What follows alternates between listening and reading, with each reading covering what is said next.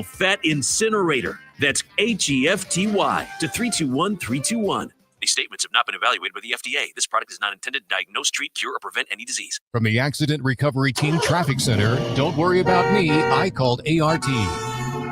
Traffic volumes in the Wichita area picking up right now. We have some really heavy traffic, and it's starting to back up northbound on K15 from 31st down to MacArthur. Traffic update from 98.7 and 1330 KNSS in the Accident Recovery Team Traffic Center. I'm Jad Chambers. weather.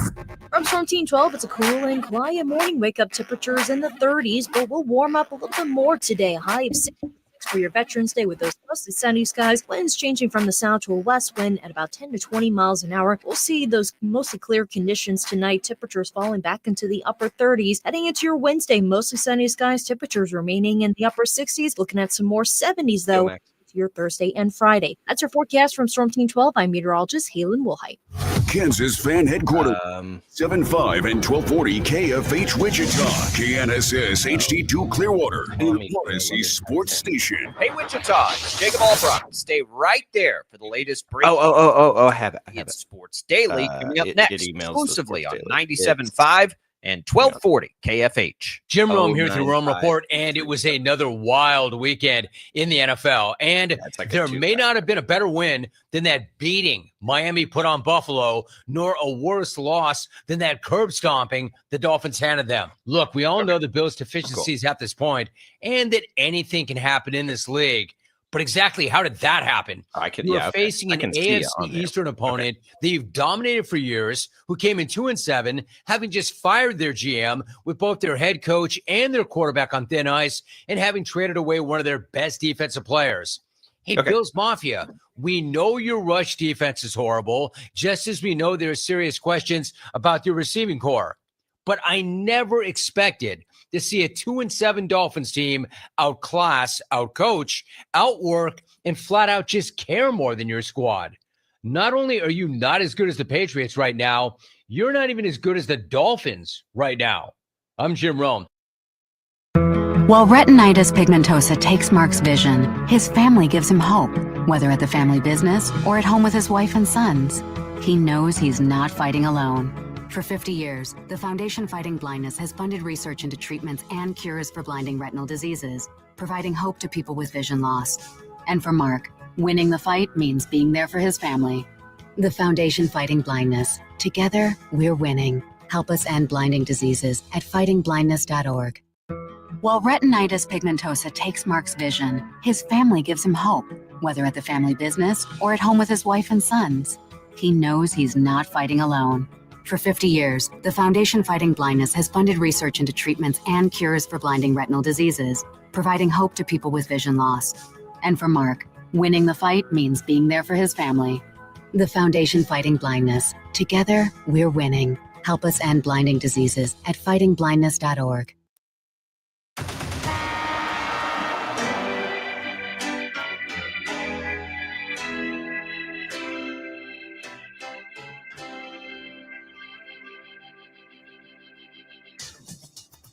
Now, from Wichita's most listened to sports radio, 97.5 and 1240 KFH, this is Sports Daily. Well, hey there, everybody. Good morning to you. Happy Tuesday. Jacob Albrock here alongside Jackson Schneider in for TJ today. More on that in just a second. Max Powers in. He's got your KFH hotline at 869-1240. We've got you on video, of course, on 12 News Plus. Appreciate you being there. Also on Facebook, YouTube, and X, where you can leave your video comments. You can also listen to the show on the Odyssey app and leave us voice messages there. We've got a lot to get to today. Wyatt Thompson will be in a few minutes, voice of the K-State Wildcats, to talk all things K-State.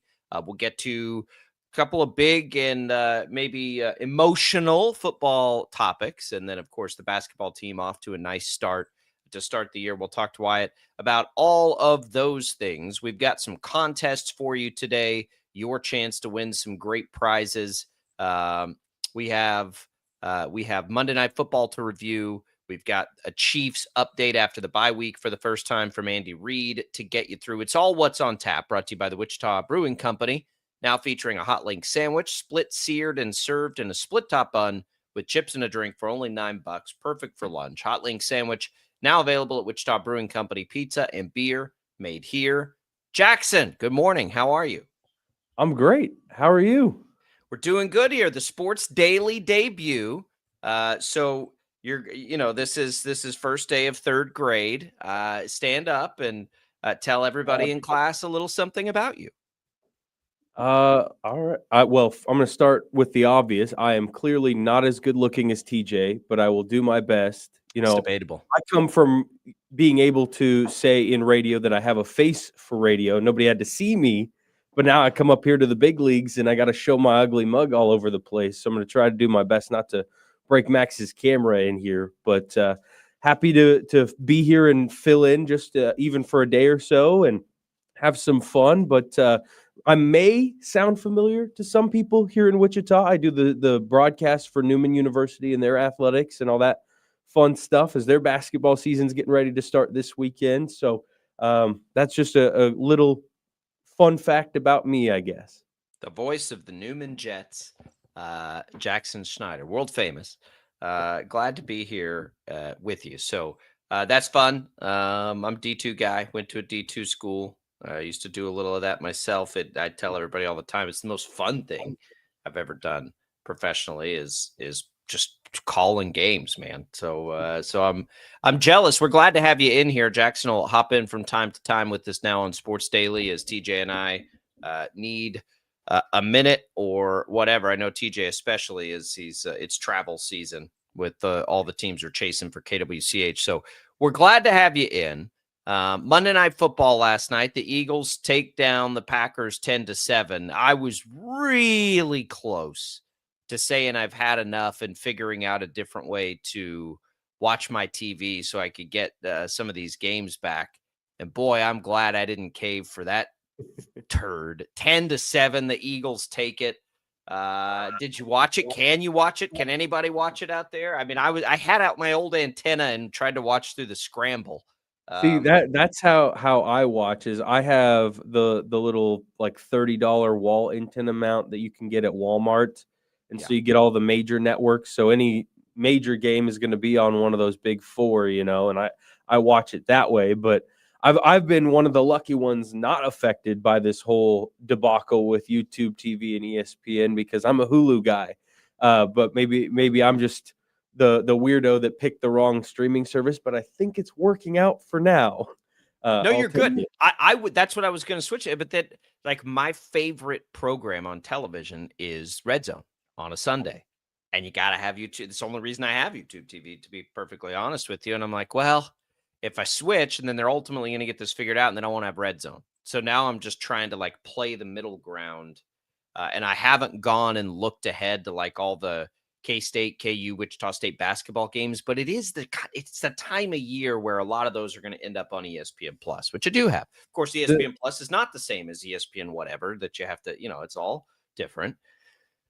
We're kind of circling back to cable, right? Like you've got all these different packages you can pay for, but you can't just get the ones that you need. That's why cable was expensive for all those years, because they have to pay to distribute all this programming. I think the problem for most people now is like nobody watches shows on cable really anymore. You watch the Netflix stuff usually for shows, and then you have something like YouTube TV, so you can get local channels, and so you can watch sports. And so we're in this stalemate, and I don't know if it's going to end. I incorrectly predicted it would be done before the first weekend of college football. We've now had 2 Monday night footballs without it, so clearly the heels are dug in there.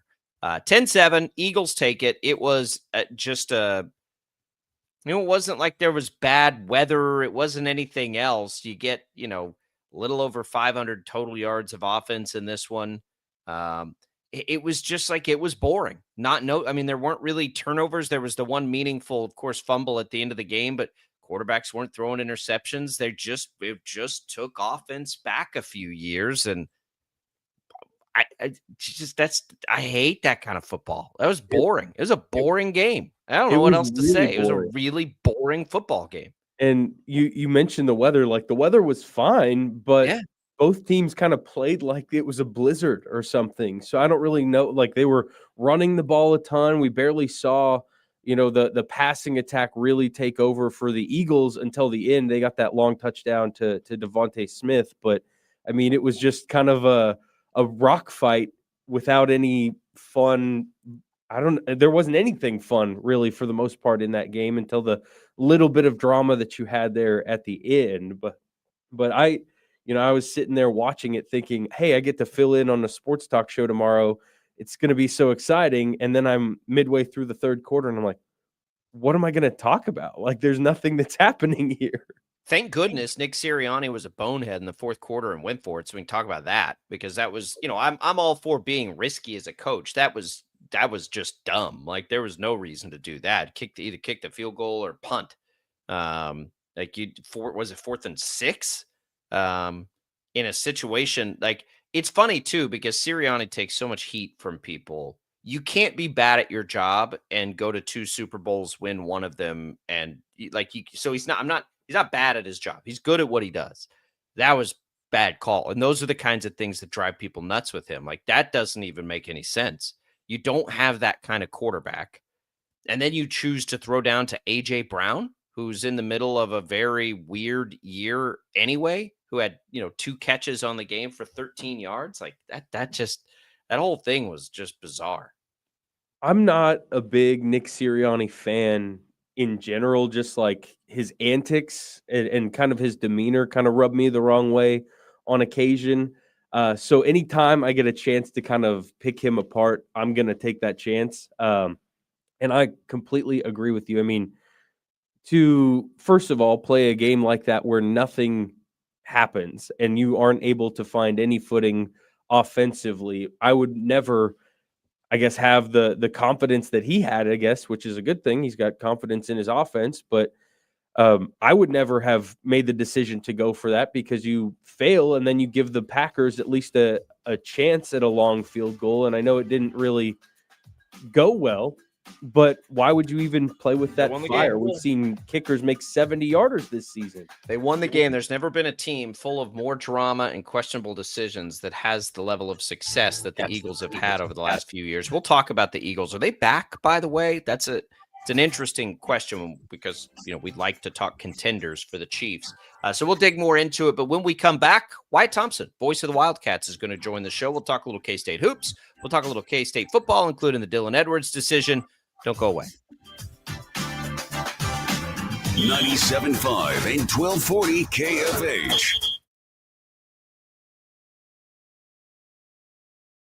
Lightning, hail, tornadoes, flooding.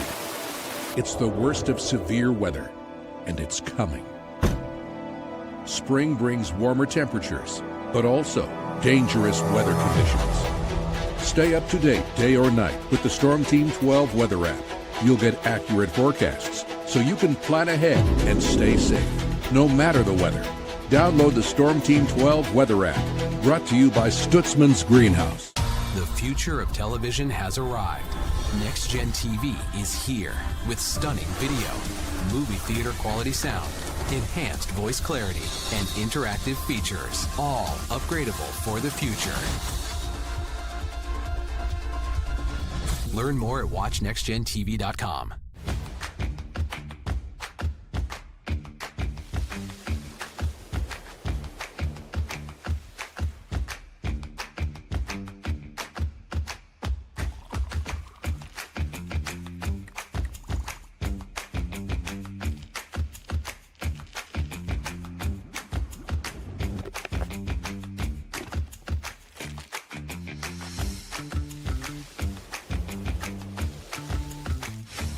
Canvas of our imagination. They tell a story. Clouds affect the events of your day.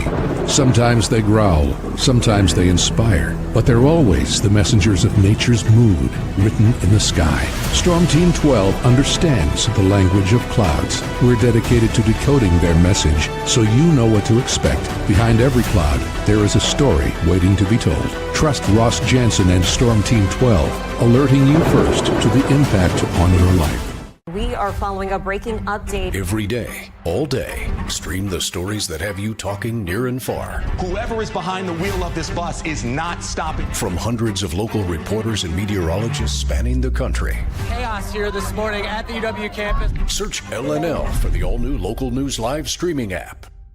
Odyssey is one of the most influential audio and entertainment brands in the nation. You already know Odyssey's iconic local radio brands in Wichita. But did you know Odyssey has the country's best collection of music, news, and sports brands? Odyssey is also a premium podcast creator, major event producer, and digital innovator. Odyssey brings people together across the country and right here in Wichita. Odyssey also delivers meaningful radio and digital audio results. Find out our story and impact at odysseyinc.com/Wichita.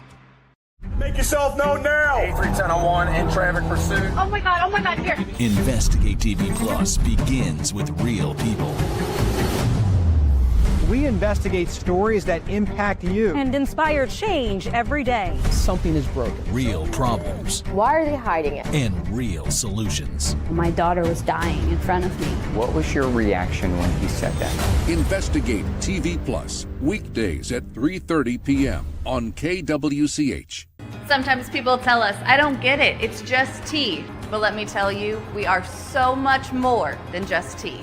With 20 plus flavors of sweet and unsweet iced tea, the possibilities are endless. Come on in and try them all for free to find your favorite or get us on the go for your busy lifestyle. And don't miss happy hour every day. So the next time someone tells you it's just tea, tell them to come by and find out why we say, drink tea, be happy. Jim Rome here, lighting up your afternoons on The Jim Rome Show. Catch me starting at 2 on Wichita's #1 sports radio, Kansas Fan Headquarters, 97.5 and 1240 KFH.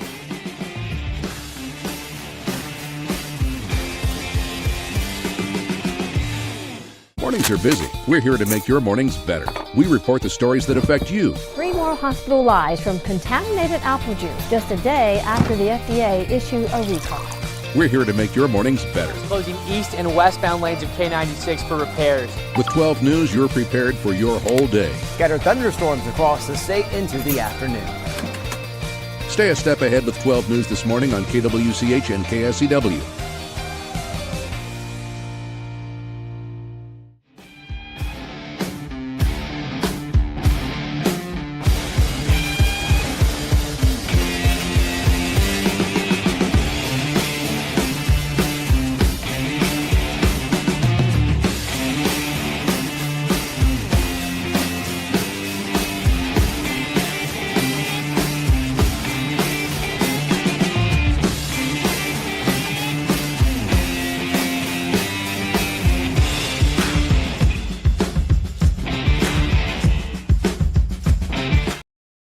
Sports Daily on KFH.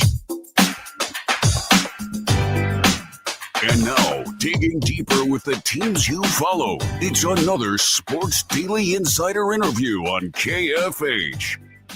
And we welcome you back in with the voice of the Wildcats, Wyatt Thompson.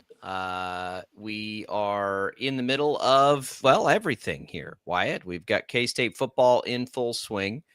We have K-State men's basketball, women's basketball in full swing. A lot to get to, but of course, I think most of the headlines for the topics around campus there surround Dylan Edwards, as he is not going to return this year or ever to K-State. And a lot of the fans' big fears that they, kind of talked about and bandied about for a long time have come true. And it's a red shirt and a transfer, the 4th time for the young star running back. And that was a brief and uneventful year for a guy that, K-State had a lot put into, we'll say.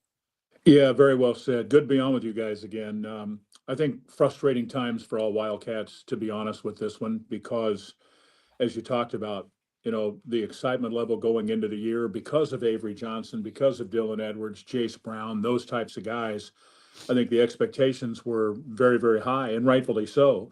And the way it started with Dylan, injured early in the game in Ireland against Iowa State, it just never happened and materialized. And he was frustrated by it. I think the coaches, players, everybody was frustrated by it.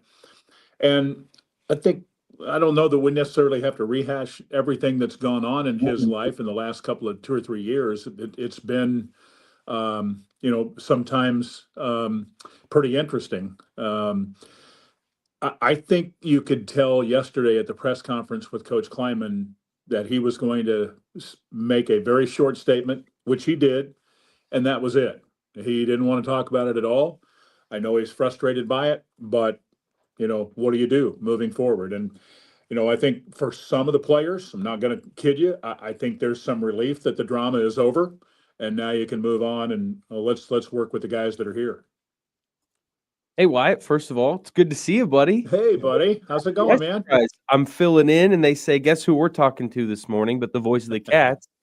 But on that, unfortunate news with Dylan entering the portal, but unfortunately for K-State, that wasn't the only bit of bad news that they got yesterday. Austin Romaine announced out for the rest of the season with an injury. That's a tough blow right there. I mean, your main leader on defense, I would say emotionally and production wise, and you got to find a way to rally this defense together and get 2 wins still with 3 games to go. How are the Cats going to bounce back from that tough loss? Well, it's difficult mentally because, as you said, statistically, emotionally, physically, he's one of the best football players Kansas State has. I think it's been a frustrating year for him too, playing with that thing. And by thing, I mean that concoction on his arm, on his hand. It's difficult to play the game regardless, and it's difficult to play the game healthy. And he hasn't been either. And I know he's been frustrated by it. There's speculation, and I get it, that he wants to get this fixed. Not have any lingering effects with it long term, which has also led to, okay, what's his future look like at K-State? Some wonder whether he may be doing this because of the potential of a pro career. I think that is, frankly, on the table. I'm not saying he's not coming back. That's not what I mean. But I do think he thinks about those types of things because he's a really talented kid. A tough blow, but you know what? It's cliche, but you got to move on and you got to, next man up mentality kind of thing, because I think it's intriguing what they're doing. This is why you don't assume, fellas. I just assumed that Rex Van Wy would start in the middle. And that's not what they're doing. They're going to move Des Purnell over there to the middle. He's going to make all of the calls, which he's certainly capable of doing. And they're going to give Asa Newsome a shot at the will linebacker position. And I'm excited for him. When he's healthy, and he hasn't been very, very often in his time here, but I really hope he can be now, especially in these final 3 games, to see, what he could potentially be for 2026. Yeah, you know what they say about assuming. Yeah, you can't do it. And so let's not just let's hit the elephant in the room. We see Dylan Edwards leaving. You just brought up Austin Romaine. Avery Johnson, and who's had a nice year, to be perfectly honest. With everything else that's gone on, I think he's developed as a thrower for sure. But how does the program prevent fans from assuming that something could also happen there for next year? Sure. I think that's always going to be out there when you have a young man with his skill set. And put him in the climate that is college football today, you would be crazy to not think that, there are people reaching out. And I think that's happening everywhere in both of the sports that I cover on a daily basis, with both football and men's basketball. It's just the truth. With that said, I would like to think that Avery has really developed as this season has gone on even. I think he likes it here. I don't necessarily think he's looking around. But again, when money's on the table, that can change things. So, yeah, do you worry about it? Heck yeah, you do, 100%. Well, what do you worry about for Saturday? Because this is a K-State team, like we mentioned, Wyatt, that's got to find a way to win 2 of their last 3 to get to a bowl game, and they've got a big opportunity against the team in Oklahoma State this weekend that is really, really struggling the last year or two. But at the same time, Stillwater's kind of been a house of horrors the last few trips down there. So how does K-State move past some of the off-the-field drama that we've seen this week and focus on the product between the lines? Well, let's go back to the start because, some people are probably driving to work listening and going, what's he talking about? They're 1-8, right? But the reality of it is, let's set it into its proper perspective this way. K-State has only won in Stillwater 9 times ever. Think about that for a second. Ever. It is a difficult place to play. They have nothing to lose. They have an extra week to let it all hang out. The last time we did something like this, do you remember all the trick stuff that Mike Gundy did? If you don't, you better look back and think about that game, dude. I'm just telling you. They're 2 games short of a bowl. They're 2 games short of a bowl right now with 3 games to play. Well, and the situation here is I don't think you can go, if you're K-State, you can't go into this game thinking we're just going to show up. That's not the way it works.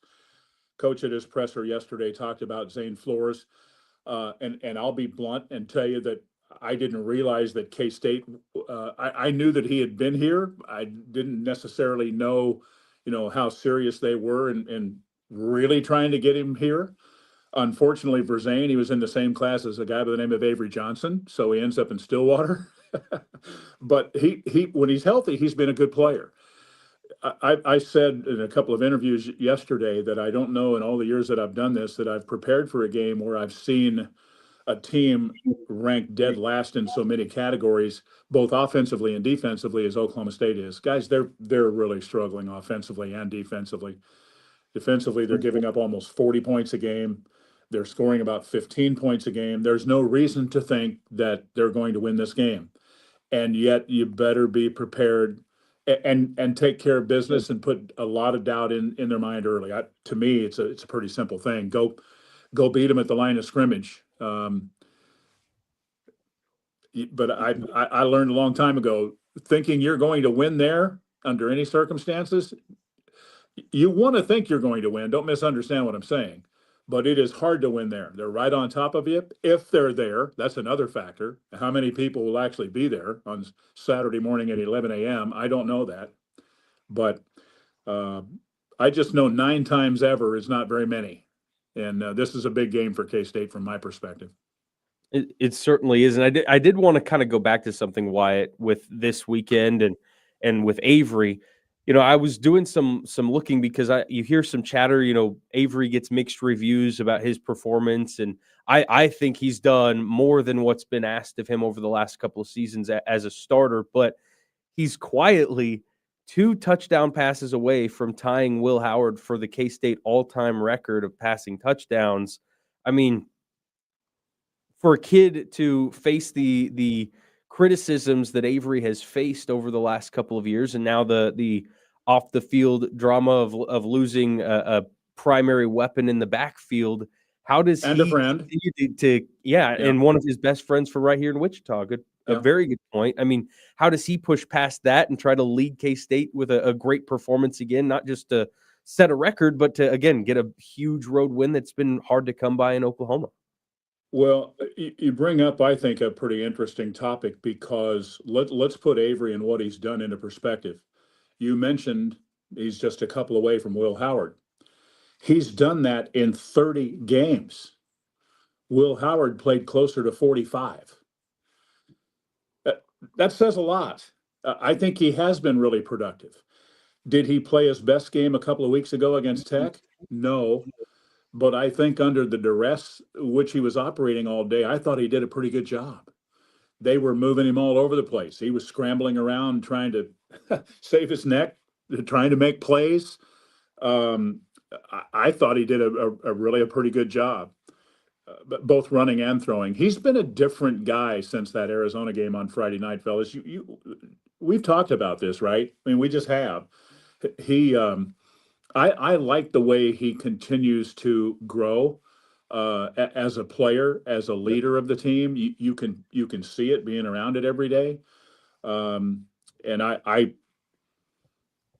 I just think he's one of the best talents in the league at his position, and I'll continue to think that. And for the most part, we've had frustration with this season on a lot of levels, but in a season where there have been inconsistencies in a ton of places, I don't think that's the case with Avery Johnson. I don't. It's not. That's what makes the season to me as frustrating as anything. Yes, is 100%. It's been this frustrating even as he's played very good football. Let's talk hoops, Wyatt. K-State off to the start you needed them to get off to. They look good. I think as we break apart the games against two pretty bad teams and they get ready to play some probably much better teams, at least better teams, what are we pulling out of it? Haggerty is exactly what they thought they were getting. A guy who can score, get to the free throw line. That's 2 games we've seen them shoot the three well. What are your early takeaways from this team as they haven't really played anybody yet? Yeah, I think you have to take that into consideration, but I do think that people are starting to recognize that they have a pretty good grouping of guards that can shoot the ball. I mean, they've knocked down 14 threes in their first 2 regular season games. They do score a lot of points. I think they have a lot of pieces. I think, if I'm being honest, I think they've done a pretty good job, but I think they're just barely even scratching the surface of what they could be down the road. That to me is the most exciting thing. Do they have flaws? Yes. I'm concerned about the center position. I'm concerned about defense and rebounding like everybody else. But I do think, maybe you'll agree with this, maybe you won't. I think you can coach and teach defense. Putting the ball in the basket like PJ does, you either have that skill set or you don't. And I think that's true with Abdi. I think that's true with Nate. I'm anxious with the 2 foreign kids that are capable of scoring. I think they're learning too. They're not perfect by any stretch, but they both, I think, have a lot of upside. So there's a lot of things to like.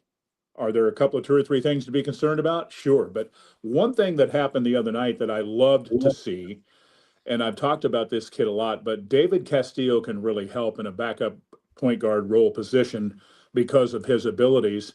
And now that the fact that he's shooting it a little bit better and has confidence that, frankly, he didn't have a year ago, that's a big thing too. Well, Jacob said K-State hasn't played anybody, but need I remind folks who scored the most against K-State in the last 3 games? It's the Newman Jets. I got to put my your Newman Jets shot the ball pretty well that night, buddy. There's no doubt but about hey, it. I'm just saying. But speaking of that step up in competition, Cal is no walkover win.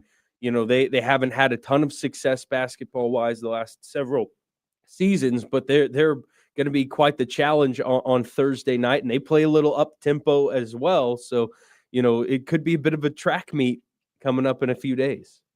It's going to be kind of interesting for me personally to watch this one because the leading scorer for Cal is a young man by the name of Day Ames, who was here a couple of years ago. I didn't even know that. Yeah. He had 24 last night against Fullerton. Leading scorer through their first 3 games at 21-7 per game. Shooting it really, really well. Last night, as an example, he was 7 of 14 and made 6 of 7 threes. Quiet kid, but a good kid. Hated to see him go, but that's true with so many now, right? I mean, it's just kind of what it is. And then we'll see another former K-Stater when we see Mississippi State here down the road in Kansas City in game 1 of that tournament. Achor is there for the Bulldogs. So it shows you what we were talking about before. Lots of movement, so many teams. I was watching the replay of Tulsa, who we play Monday night this morning at home, getting a little exercise on the bike in. And I'm telling you now, they're a pretty good team. That's the reason I bring it up is because you have Cal and then Tulsa and then Mississippi State and then either Nebraska or New Mexico. Then you're getting into the Indianas and the and the Creightons and what have you. It's a pretty good schedule, fellas. It's comparatively to other years. Yeah. I think it's a great schedule. I No doubt. love it. I love that it looks this way. So we're going to know a lot more right here in the next couple of weeks or so on are we overly optimistic now? Are we on track with this? Can they get better and improve? And I think it's all on the table, frankly. Of course, we're overly optimistic. We played 1 week. This is the perfect time to be overly optimistic. Yeah. I bike riding before this morning hit. Wyatt, geez, get some sleep. Well, sleep is something that this time of year is a little overrated, probably. Yeah. Next week's going to be. Try this one out. We've got the game this weekend with OSU. Okay, turn around and we play basketball Monday night.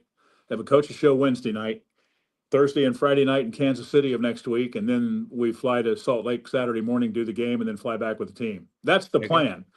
Now, again, flying commercial these days is not really very smart.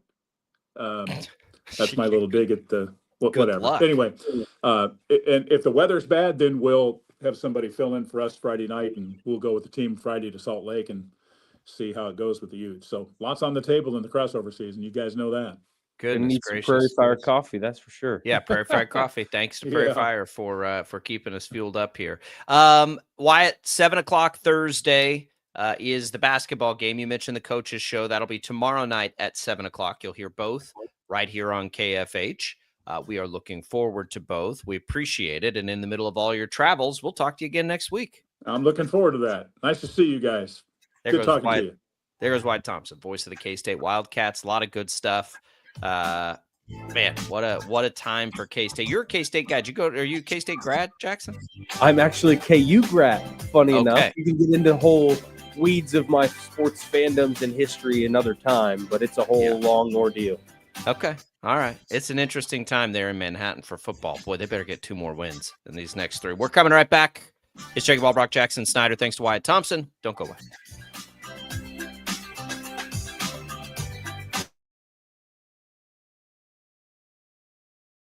Lightning, hail, tornadoes, flooding. It's the worst of severe weather, and it's coming. Spring brings warmer temperatures, but also dangerous weather conditions. Stay up to date day or night with the Storm Team 12 weather app. You'll get accurate forecasts, so you can plan ahead and stay safe, no matter the weather. Download the Storm Team 12 weather app, brought to you by Stutzman's Greenhouse. The future of television has arrived. Next Gen TV is here with stunning video, movie theater quality sound, enhanced voice clarity, and interactive features, all upgradable for the future.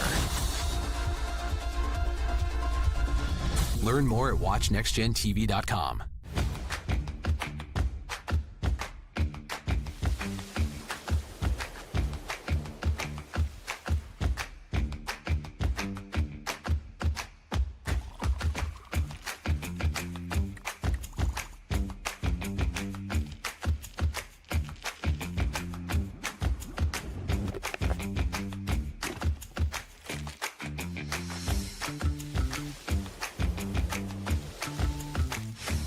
Canvas of our imagination. They tell a story. Clouds affect the events of your day.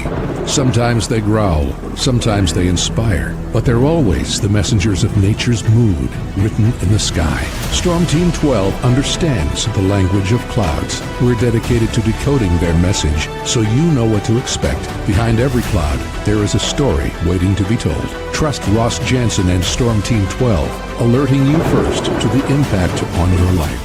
We are following a breaking update. Every day, all day, stream the stories that have you talking near and far. Whoever is behind the wheel of this bus is not stopping. From hundreds of local reporters and meteorologists spanning the country. Chaos here this morning at the UW campus. Search LNL for the all-new Local News Live streaming app. Odyssey is one of the most influential audio and entertainment brands in the nation. You already know Odyssey's iconic local radio brands in Wichita. But did you know Odyssey has the country's best collection of music, news, and sports brands? Odyssey is also a premium podcast creator, major event producer, and digital innovator. Odyssey brings people together across the country and right here in Wichita. Odyssey also delivers meaningful radio and digital audio results. Find out our story and impact at odysseyinc.com/Wichita. Make yourself known now. 831001 in traffic pursuit. Oh my God, here. Investigate TV Plus begins with real people. We investigate stories that impact you and inspire change every day. Something is broken. Real problems. Why are they hiding it? And real solutions. My daughter was dying in front of me. What was your reaction when he said that? Investigate TV Plus, weekdays at 3:30 p.m. on KWCH.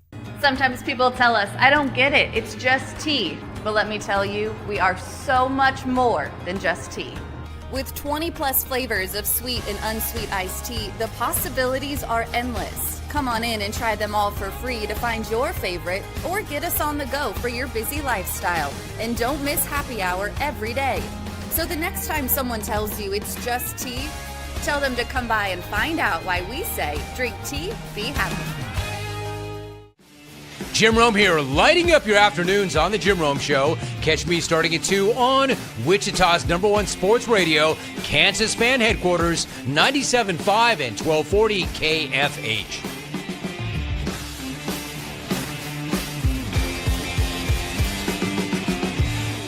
Mornings are busy. We're here to make your mornings better. We report the stories that affect you. 3 more hospital lies from contaminated apple juice just a day after the FDA issued a recall.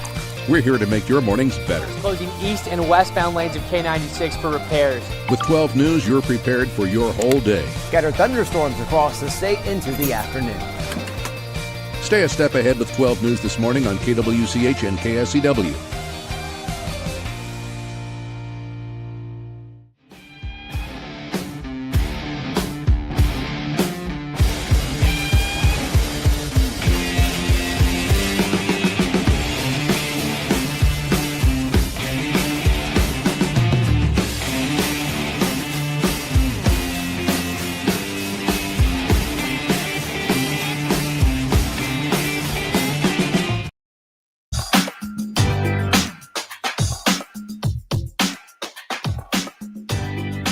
Welcome back in, everybody. Glad to have you here with us. You can always count on Sundays with the NFL on CBS and Paramount Plus. The Sunday, you can watch Kansas City Chiefs at the Denver Broncos live at 3:25. Stay for the premiere then of the new season of the hit original series Landman. It's all on Paramount Plus. Visit ParamountPlus.com/NFL to get started today. Of course, you're watching this right now on 12 News Connected.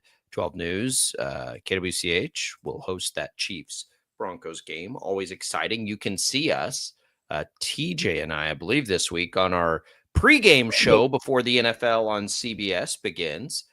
We will have plenty of shenanigans for everybody. Jacob Albrecht here alongside Jackson Schneider in for TJ today. Jackson, we were joking. I don't know why I thought you were a K-State guy. You're a KU guy.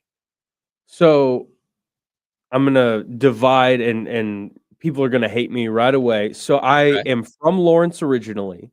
Okay. But I was born in Manhattan. Both my parents went to K-State, so I was raised a huge K-State fan in Lawrence. Mm-hmm. Started out my college in Salina at Kansas Wesleyan. Then I transferred, and KU took more transfer credits, so I just went home. So I'm a KU grad, and I got to enjoy all the fun that is Lawrence and covering KU basketball and the David Beatty era of KU football. But now since I've graduated, I've kind of fallen back on my K-State fandom more than anything. But I'm right down the middle in most cases. And I'm the worst type of person in that. And I hate myself because of it, because I'm always the pick one. You got to have one favorite team kind of guy. But here I am, and with a foot on both sides of the fence. Well, listen, I am sure, and maybe not quite as often as we're told that we're fans of one or the other. I don't have a dog in any of the fights. I want KU and K-State and Wichita State to all be awesome. It's the good thing about, kind of being an outsider. Not anymore. I've been here for more than a decade. People they ask me that all the time, and I'm like, guys, like, for real, I want them all to be good. It makes life better and easier and more fun. And they only play each other once or twice a year, so it's not that big a deal. Or K-State. I don't follow the. I'm too old for the rumor mill, quite frankly, with college sports. I don't have the energy for it. It's out of control sometimes. But the Dylan Edwards thing had been pegged for a long time by people that this could be a red shirt and a transfer situation. To me, that seemed premature. Maybe this writing has been on the wall. Maybe it hasn't, and it just came to fruition. But either way, that loss looms. And that loss is frustrating and I know annoying for fans, but it's not the thing I think that is the real thing on people's minds, which is the future of Avery and what's Avery going to do. That is one of his best friends leaving. We know Colin Klein, if he wants it, is going to be a head coach somewhere next year. Like this part of it is why they've got to fix somehow the ability to leave as often. And not that this would apply to Avery anyway, but this kind of uncertainty does take away from what's right in front of you. Like, there's been more talk about Dylan Edwards' future. The guy played a snap this year, basically. And there's been more talk about him with K-State than probably anything else. And that's not good. Like, that's not a good thing. But that's what everyone's thinking about right now in Manhattan. Well, I'll take it a step further. I mean, in this era of college sports and college football specifically, if you have a year for any team that struggles, as soon as that last regular season game is played, it's almost a mass exodus. And if you have an impact guy like Dylan Edwards already electing to sit out the rest of the year and transfer, I think fans might be worried about the opening of the floodgates and who else may be to leave. Not just an Avery Johnson, but I mean, you could be talking about literally anyone on that roster that may or may not be back in Manhattan, especially with how things have gone from a win-loss standpoint for Kansas State. There's so much uncertainty, and you still have to find a way to win 2 out of your next 3 games if you're Kansas State and keep the guys in-house focused on doing that and getting to the bowl game and trying to at least make something out of this season that's fallen flat and short of really everyone's expectations. I think there's, a lot of reasonable reason to be skeptical about what's to come with Kansas State. Yeah, well, and it's probably, look, the bowl games, the bowl system, it still means something to fans, but that challenge has existed for a while, that teams don't play, don't get ready for it, don't do all these things.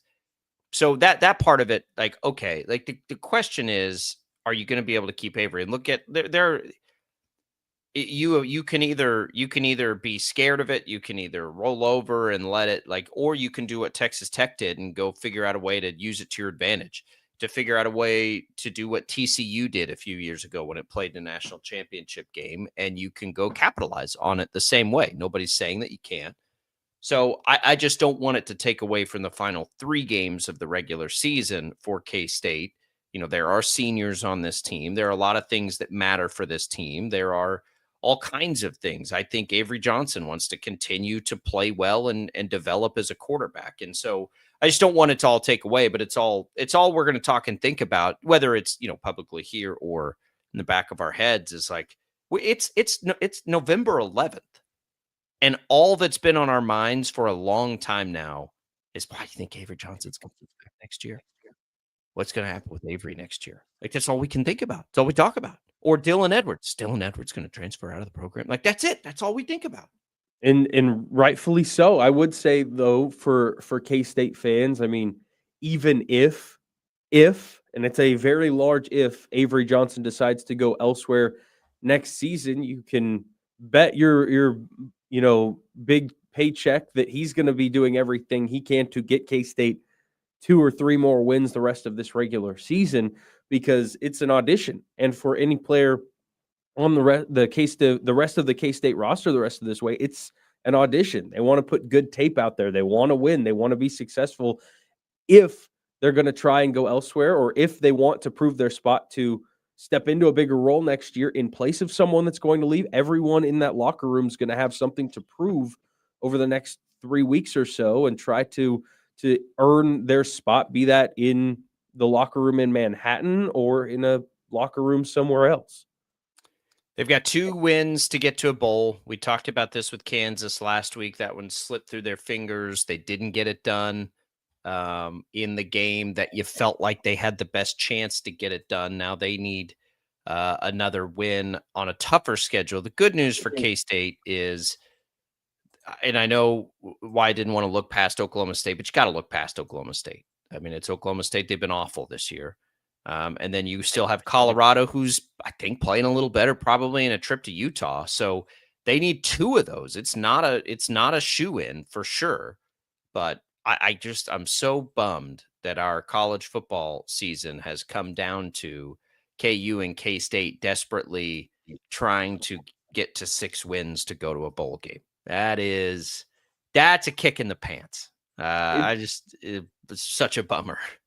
It really stinks. And, for Kansas, I would say it's worse. And that's crazy to think about considering it is. You're right. Expectations put on K-State at the beginning of this year. Like they expected to be in the Big 12 title conversation and potentially the college football playoff conversation, and have fallen well short of that this season. But for Kansas, it was about, proving that they were moving in the right direction and continuing to build under Lance Leipold. I mean, they last year went 5-7, but they had 3 straight wins over ranked opponents and had a chance at a bowl game going into their last week of the season and fell short there. I mean, then you come into this year and it's almost the same exact story as losing close games in games where you either are right in it or had a lead in the fourth quarter and probably should have won. And it was more of the same in Tucson on Saturday when Kansas, for some reason, chose to kick a field goal inside of the 20 that would have made a one-score game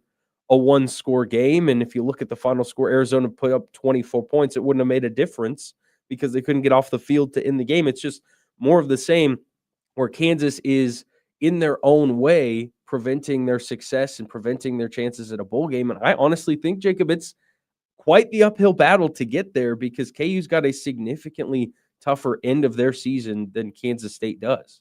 They do. They're going to have to upset somebody. K-State just has to win the games they're favored in order to get there. And that's where we are right now with college football. So we'll find out. I think at this point, it's just like I'm going to root for the Big 12. Like I hope the Big 12 has as many representatives in the playoff that it can get, and I hope it finds a lot of success. That's where it is for me. I don't, it's Saturdays are not quite as exciting as I thought they'd be in mid-November. It's kind of sad, isn't it? Because I was the eternal optimist because, again, K-State had such big expectations, but I was of the belief that Kansas last year at 5-7 was an anomaly. And, football's a weird game. The ball bounces a different way once or twice. And you're talking about KU being like 8-4 or 9-3 last season rather than 5-7. So I just expected that they would be in a bowl game as a foregone conclusion. And here we are now 3 weeks to go. And I'm not thinking they're going to get there unless they prove me wrong in one of the couple of games they have left. I mean, winning against Iowa State's been something Lance Leipold's been able to do. But, I mean, it's not easy to win in Ames, and it's certainly not easy to beat Utah. I mean, where do the 2 wins come from if you're Kansas with 3 games to go? Yeah, I the future of both programs is also interesting because you've got, in one scenario, Leipold, who has brought K-State out of the ashes, and people wonder about, is this his ceiling, right? As have they reached the peak? And I think it's a fair question to ask, and I don't think it gets asked in the sense of like they should go do something else. I think it's just like what should realistic expectations for KU fans be right now? And I think it's valid because for the first time next year, they're not going to have Jalen Daniels. Jalen Daniels won't be there. So now what? Right? And he struggled at times last year, but he's been mostly really solid this year, and he won't be there. So now what do? They've got an interesting and fascinating offseason for very different reasons than K-State. K-State is trying to kind of retain what they've got and try to do it again. They also have tremendously underachieved this year, and you can make a case that they underachieved last year too. So it will be an uncomfortable offseason, I think, for both of these programs as they sort of have to reset a little bit. And for Kansas, I mean, you talk about who's going to play quarterback next season. I think that's like by far the biggest question, because if you're Kansas, are you confident in the kids behind Jalen Daniels? I mean, Cole Ballard did a decent job a couple of seasons ago when Jalen Daniels and Jason Bean were hurt. I mean, he almost beat K-State in Lawrence and was a walk-on, but then you've got Zeke Marshall, who's supposed to be this elite athlete with a ton of speed. Is he able to take the reins, or does Kansas have to go elsewhere and try to lure in another quarterback to move this forward? It's a ton to figure out. We still got a couple weeks left of the regular season. We do. We still got an hour to go here on Sports Daily. Next hour, we will jump back into the NFL, Monday Night Football a little bit. The Eagles back, they for real? Or the Packers for real? Who is for real? We have it all for you. Thanks to Crestview Country Club for being a great supporter of the program. Now is a great time to join. All kinds of great deals and memberships available at Crestview Country Club. Give them a call. Tell them we sent you. We appreciate them. We're coming back for another hour. Don't go away.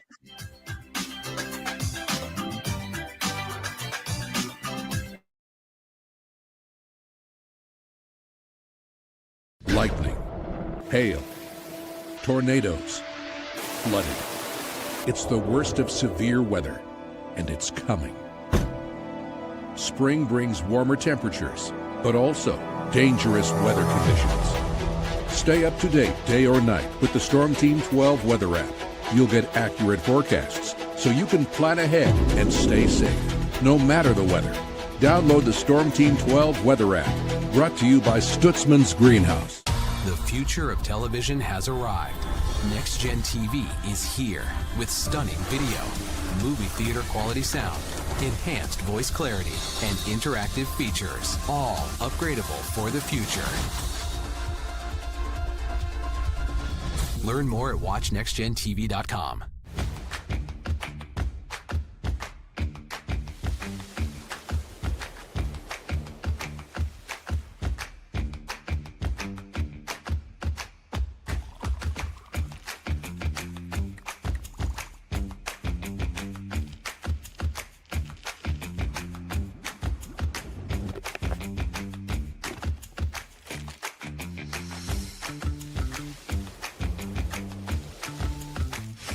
The canvas of our imagination. They tell a story. Clouds affect the events of your day. Sometimes they growl, sometimes they inspire, but they're always the messengers of nature's mood written in the sky. Storm Team 12 understands the language of clouds. We're dedicated to decoding their message so you know what to expect. Behind every cloud, there is a story waiting to be told. Trust Ross Jansen and Storm Team 12, alerting you first to the impact on your life. We are following a breaking update. Every day, all day, stream the stories that have you talking near and far. Whoever is behind the wheel of this bus is not stopping. From hundreds of local reporters and meteorologists spanning the country. Chaos here this morning at the UW campus. Search LNL for the all-new Local News Live streaming app. Odyssey is one of the most influential audio and entertainment brands in the nation. You already know Odyssey's iconic local radio brands in Wichita. But did you know Odyssey has the country's best collection of music, news, and sports brands? Odyssey is also a premium podcast creator, major event producer, and digital innovator. Odyssey brings people together across the country and right here in Wichita. Odyssey also delivers meaningful radio and digital audio results. Find out our story and impact at odysseyinc.com/Wichita. Make yourself known now. 8310 in traffic pursuit. Oh my God, here. Investigate TV Plus begins with real people. We investigate stories that impact you and inspire change every day. Something is broken. Real problems. Why are they hiding it? And real solutions. My daughter was dying in front of me. What was your reaction when he said that? Investigate TV Plus, weekdays at 3:30 p.m. on KWCH. Sometimes people tell us, I don't get it, it's just tea. But let me tell you, we are so much more than just tea. With 20 plus flavors of sweet and unsweet iced tea, the possibilities are endless. Come on in and try them all for free to find your favorite or get us on the go for your busy lifestyle. And don't miss happy hour every day. So the next time someone tells you it's just tea, tell them to come by and find out why we say, drink tea, be happy. Jim Rome here, lighting up your afternoons on The Jim Rome Show. Catch me starting at 2 on Wichita's #1 sports radio, Kansas Fan Headquarters, 97.5 and 1240 KFH.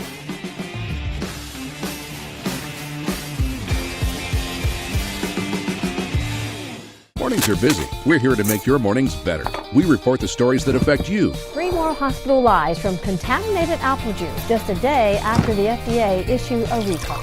We're here to make your mornings better. Closing east and westbound lanes of K96 for repairs. With 12 News, you're prepared for your whole day. Scattered thunderstorms across the state into the afternoon. Stay a step ahead with 12 News this morning on KWCH and KSCW.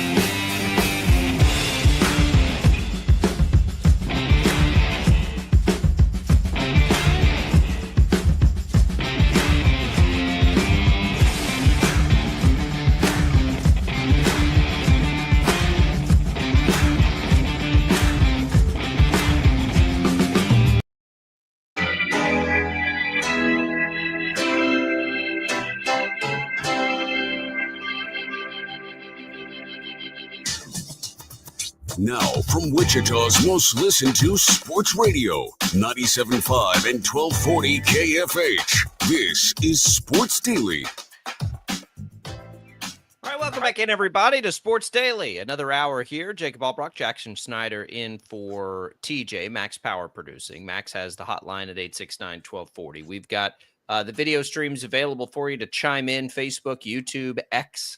You can also get in touch with us on the Odyssey app. You can leave voice messages there if you're listening to us, even if it's from the future. If you listen to us in podcast form, you can leave those voice messages, and those come in to Max, and he can get his hands on those as well. So that's all available for you. We will talk a little NFL this hour. We'll get you updated on what Andy Reid had to say for the Chiefs yesterday. That is in store. A couple giveaways to get you through. It's all on tap. Brought to you by the Wichita Brewing Company, featuring Yumkin Pumpkin Ale, WBC's most popular seasonal beer, made with actual pumpkin, served with a spiced rim. Yumkin Pumpkin now available at Wichita Brewing Company, pizza and beer made here. Jackson, let's get everybody set up for one of those giveaways because we've got a couple of these here this morning. We'll get you the info first on Journey. You can win some Journey tickets. They are coming April 4th, so you have a little time. You can score a pair of tickets to see Journey at Intrust Bank Arena. Just text the keyword Journey to the number 20357. You can enter once a day between now and November 21st. The winner will get picked on the 24th. You've got standard message and data rates applying to that giveaway. So good luck there, everybody. Did you see, Jackson? I saw Matt Rife is coming. I think Nate Bargatze is coming. Are you a comedy guy? I've been to a few comedy shows. I wouldn't call myself a huge comedy guy, but I can appreciate it, and I love a good laugh. So I would definitely be interested in that. But I haven't been to a comedy show since I was in like high school. I saw Jeff Dunham back when he had his Puppet Guy. He had his moment of fame and came through. So went and saw him one time. But that's really the only comedy show I think I've ever seen in the traditional stand-up sense. But Matt Rife, I saw that, and I know Nate Bargatze's been really big lately. I think he was on College Game Day a couple of weeks ago, so that's he's pretty funny. sweet. He's funny. There's a guy I love that I see on social media named Gabriel Rutledge going out to the Cotillion. I don't think that's happened yet, but that's soon. we're on a little heater with comedy shows. I'm a big comedian. I'm a big comedy. Like I tell people, and you just for your use and information, I could get hit by a bus and you can make fun of me the next day and it's perfectly fine. Like I love that comedy just kind of lays it all out there for people and puts us all in the same playing field. I grew up on Chappelle and all of that stuff. So I'm not offended. So I'm pretty excited. I don't know if I'll make it to these. I love comedy shows. I love more intimate comedy shows. I've actually never been to like an arena comedy show. But anytime I have a chance to get to like a comedy club, I'm all about it. I love it. I think it's incredible. So I'm excited that all these acts are coming through here. I've thought that Wichita needed a little more of that. We have all these great venues, and I think we're starting to see it now. I think some of these acts are coming through. I would love that. And I've only been to a comedy club one time. And that was because of an acquaintance, I guess, or I guess you could call him a friend. When I was in college, decided on a whim that he was going to do an open mic comedy night. And so myself and about 10 of our friends all decided we were going to crash that party and see if he could hack it as a comedian on the stage. And boy, that went about as poorly as you can imagine. We've never let him hear the end of it since.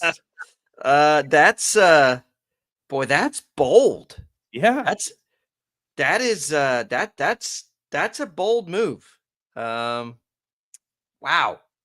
We of course we all think about that when we're out there. We're like, I could do that. And that never goes well. You hear about it, but I've never seen anybody try to do it. See, for your guys' Friday picks, whoever comes in last, you ought to make them do that. Go do an open mic night. That's not a bad idea. Although our comedy club, what was it called? The Looney Bin isn't open anymore. I went in there once or twice and I had a great time when I went, but I liked it. It's good, but Wichita's bringing in some acts. It's been good. That game last night, a comedy as the Eagles take down the Packers 10-7, a comedy to try to figure out a way to watch the games as they've been coming down. It makes me wonder, and we'll get into this on the other side in the longer segment. Like, are the Eagles and or the Packers, like, are they for real? Who is for real? We saw Buffalo lose. We talked about some of this. And what does it mean for the Chiefs? I still like what's so funny about the NFL this season is, in most years recently, we've seen there's a handful of teams when you start the year. And I have this conversation from time to time, like in the summertime shows. Like if I go on the Infinity Sports Network and you get to talk to fans all over the country and it's super fun. It's always like, I always love the question of like, how many teams do we really think could win the Super Bowl? Most years it's usually 3 or 4, maybe 5. This year feels like more than that, but is it like the teams that we would generally put in that grouping, right? They all appear to be flawed in some way. So is it? And we talked about this yesterday. I would still take Baltimore, Buffalo, Kansas City against the field. And those would have been the teams at the beginning of the year that, like I do think that's it. But man, the Rams, like it just seems more even. And it seems strange. And I guess maybe it's reassuring. I don't know how you feel. I've said that I think the Chiefs are the best team in football for probably about the last month. And I know they lost to Buffalo. But they're the odds-on favorite by a pretty decent margin at 6-1 right now. And that actually surprises me. It surprises me too on the surface level.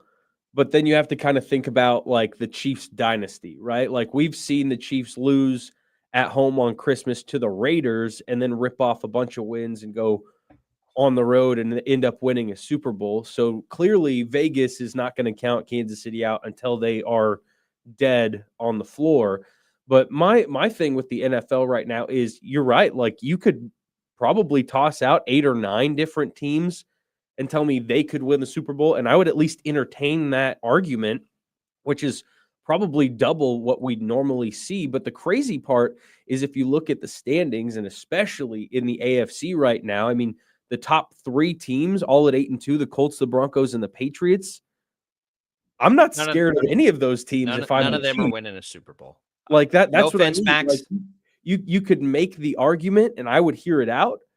But if I had to pick a team to win the Super Bowl, I wouldn't pick any of those teams because they all have obvious flaws as well. And this kind of brings me to a conversation I had with a friend of mine back when the Colts made their trade for Sauce Gardner, because they didn't understand why the Colts were tossing away 2 first-round picks for a corner. And I was like, this NFL is as open as it's really been in as long as I can remember. And if you're the Colts at the top of the mountain right now, you have to do everything you can to at least fortify that and give yourself the best chance to be successful. And I mean, Sauce Gardner may or may not be the difference in the Colts winning the Super Bowl, and I certainly don't think they're going to. But can you blame a team that's sitting at 8-2 right now, doing everything they can just to try and get there when the best teams, so to speak, like the Chiefs and Bills, are 2-3 games back of them already with still 7 or 8 to go? The Colts are interesting because of the 3 that you mentioned at the top of the AFC. I actually think they have the most legs. They can run the ball. They can throw the ball. That makes a defense that was already pretty good better. It's really with them. I think we have to, if you're a believer in the Colts, you have to overcome a Daniel Jones bias, right? That we've seen for a long time, to be fair. Like, you got to overcome that before you can buy into Indianapolis. But I'm also a believer in point differential in this league. It's typically a good indicator of how good teams really are. And Indianapolis has the best point differential in football, followed by Seattle. And then you get into, the range of where Kansas City's been. And Kansas City, of course, we know is misleading because their offense took a long time to get fully healthy. But Indianapolis has been really good all year. The one thing that you take away from them to a degree, and it's the same issue that I've got with Denver, they just flat have not played a difficult schedule at all. So in the NFL, we know this, right? The NFL, if you didn't have a good year the year prior, you're getting a soft schedule the next year. And like Denver, Indianapolis right now, their wins are not that impressive. Denver, whatever you want to take from that game, which they should have lost, but it's Miami, Tennessee, the Raiders, Tennessee again. They've lost to Pittsburgh. They lost to the Rams, a couple of road games. That was a nice win against Atlanta, I think, overseas. So down the stretch, though, they get to go to Kansas City. They have to play Houston when we assume C.J. Stroud's back. They've got road games at Jacksonville, at Seattle, San Francisco. Like, their schedule gets a whole lot tougher after the bye week, and we'll learn about them, right? Then they can really get tested a little bit because the reality is they've played a soft schedule right now. Where do they sit? Where do these teams in the NFC sit, including the 2 we saw last night and the yawn fest that was Monday Night Football? Plus an update on what the Chiefs are saying on a Monday. It's all coming for you here on Sports Daily. Jacob Albrock, Jackson Schneider coming right back.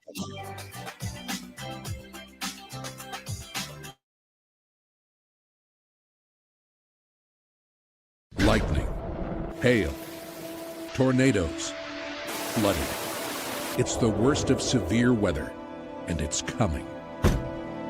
Spring brings warmer temperatures, but also dangerous weather conditions. Stay up to date day or night with the Storm Team 12 weather app. You'll get accurate forecasts so you can plan ahead and stay safe, no matter the weather. Download the Storm Team 12 weather app, brought to you by Stutzman's Greenhouse. The future of television has arrived. Next Gen TV is here with stunning video, movie theater quality sound, enhanced voice clarity, and interactive features, all upgradable for the future. Learn more at watchnextgentv.com.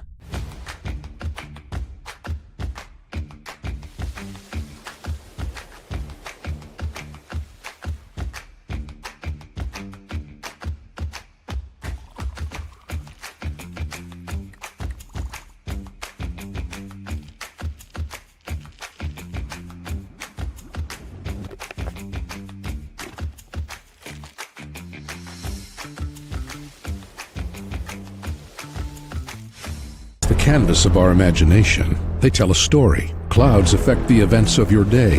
Sometimes they growl, sometimes they inspire, but they're always the messengers of nature's mood written in the sky. Storm Team 12 understands the language of clouds. We're dedicated to decoding their message so you know what to expect. Behind every cloud, there is a story waiting to be told. Trust Ross Jansen and Storm Team 12, alerting you first to the impact on your life.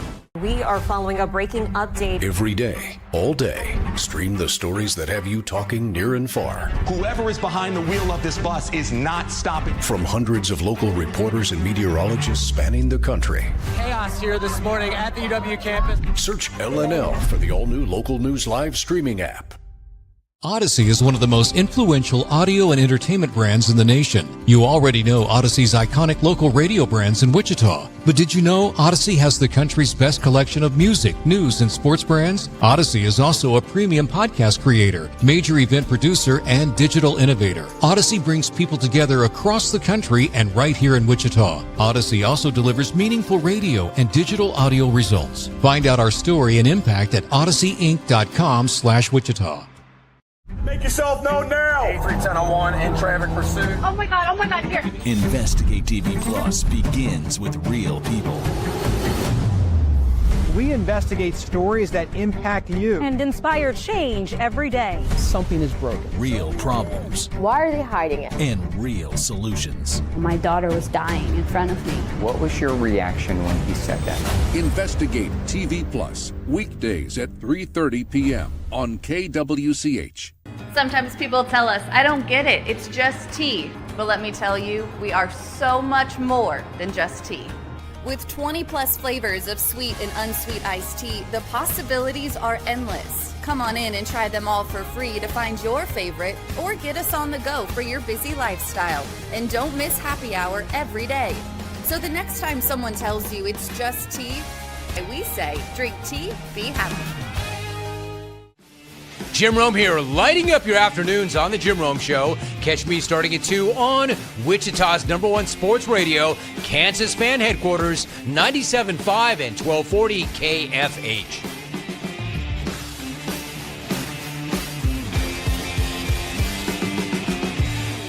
Mornings are busy. We're here to make your mornings better. We report the stories that affect you. 3 more hospital lies from contaminated apple juice just a day after the FDA issued a recall.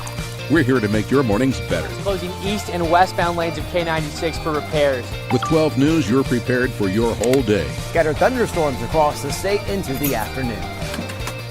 Stay a step ahead with 12 News this morning on KWCH and KSCW.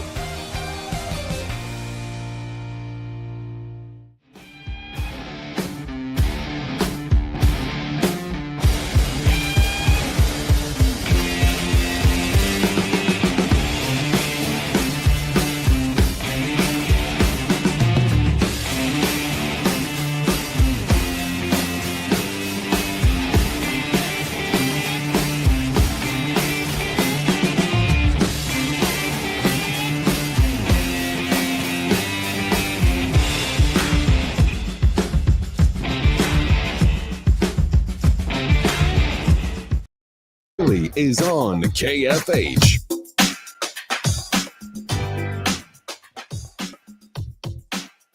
All right, welcome back in, everybody. It is Sports Daily here. The Odyssey Holiday Hookup now through Friday, November 21st at 11:30. Odyssey taking care of the food and fun this Thanksgiving. Win a full holiday feast and Thunder tickets for the whole family. Smoked turkey, ham, all the sides from Hog Wild Pit Barbecue. $200 in value, 10 tickets to Wichita Thunder's Star Wars night on November 29th. You can enter by texting thanks to the number 20357. Message and data rates apply. Welcome back in, everybody. It's Jacob Albrock, Jackson Schneider in for TJ, having some fun on this Tuesday. All right, let's continue the conversation here in the NFL. We saw last night 2 teams that would like to think they're Super Bowl contenders. And the Packers now 5-3-1 after their 10-7 loss to the Eagles, now 7-2. We talk about point differential. The Eagles are not very good in that department, yet they're 7-2. It feels like they've struggled a little bit this year, yet they're 7-2. So I would ask you first, Jackson, the defending champs, sitting there at 7-2.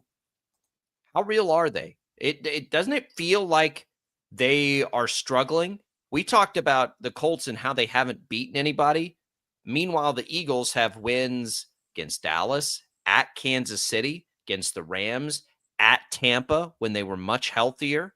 They won at Minnesota, and they just won at Green Bay. They are loaded with quality wins, but it doesn't feel like they're as good as they were a year ago.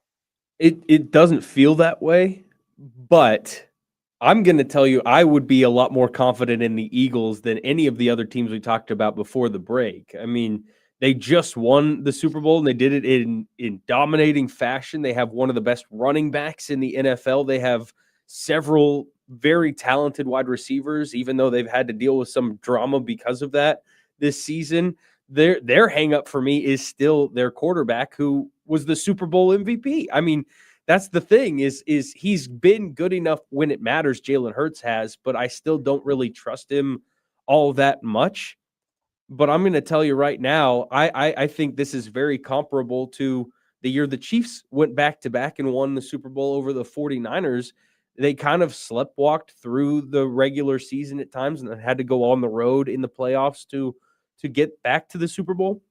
This feels the same way to me, except for the Eagles still keep finding ways to win important games. And it may not be pretty, but Philadelphia fans don't care how pretty it is as long as they've got more points at the end of a ball game like last night. And as gross as it is for us as neutral observers to watch a game like last night, I'm sure they're still just happy to be in the win column once again. And with all their quality wins, they've still got a lot of opportunities for more of those in the next few weeks. I mean, they play the Lions, they play at the Cowboys, they play the Bears, who have had a much better year this season. They get the Bills on the road towards the end of the year as well. And I mean, there's no easy outs for the Eagles because they were the Super Bowl champions and they play a very challenging schedule. So they're going to have to continue to prove it. But I'm going to sit here and tell you, I would not be shocked if the Eagles were back in the Super Bowl come February. Yeah, I'm not either. And to be fair, you said neutral observers with this one. I can't stand either the Eagles or the Packers. The Eagles maybe it's just sports hate. I'm a Cowboys fan, so I don't like them. They do have a coach that's very unlikable, but who does things that make us scratch our head, like go for it on what was it 4th and 6th, when there was absolutely no reason to do that last night. But whatever, they win. And they win for him. And he has been the coach and been highly, highly successful as a coach. They're proving it. And I'm with you on Jalen Hurts. Jalen Hurts is really good at what he does with that team. Is he one of the most gifted quarterbacks in football?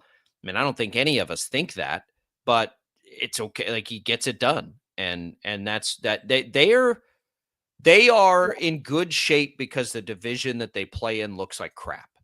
And it's too far gone now with the improvements Dallas will probably make by bringing in a couple players defensively. Dallas is going to get better, but are they going to? Is Philadelphia going to give up a 4.5 game lead over them? Unlikely. Philadelphia does play a lot of really good games down the stretch. They still have to go to Buffalo. They have to go to the Chargers. They have to go to Dallas, and they play Detroit next week on Sunday Night Football. So they do have, it's not a shoe in, but it's a probability.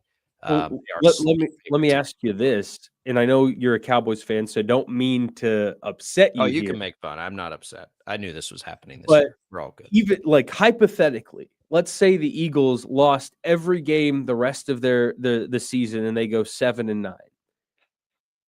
Where do the 4 or 5 wins that Dallas would need come from? Oh, they're not. I mean, I don't know that they get to 7 wins. No, it's unlikely. They're just look. They've got the Raiders. They can beat the Raiders. They can beat the Commanders. They can beat the Giants. But all 3 of those are road games. The Cowboys will, if nothing else, be an entertaining watch the rest of the way because they're loaded on offense, and they did just probably get quite a bit better defensively. Just by adding Quinnen Williams and a linebacker who at least can tackle somebody. Like, that's going to make them better. They get Overshown back. Of course, they had the tragedy where they lost a player last week or early last week. So they're fine. They're a non-factor. But it points to the fact that the Eagles are unchallenged right now in the division. So it doesn't really matter what they do. They're built to win in any weather conditions. It doesn't really matter if they go on the road in the postseason. So yeah, look, they are a contender. Of course they're a contender.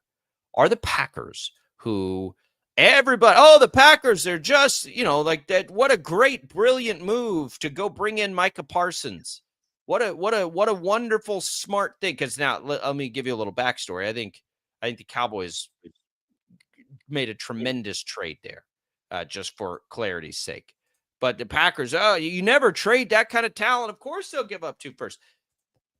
I've told people this, that Cowboy fans that are like, the defense is terrible. And the answer to me is easy. Micah Parsons, who had 1 tackle in the game last night, no sacks.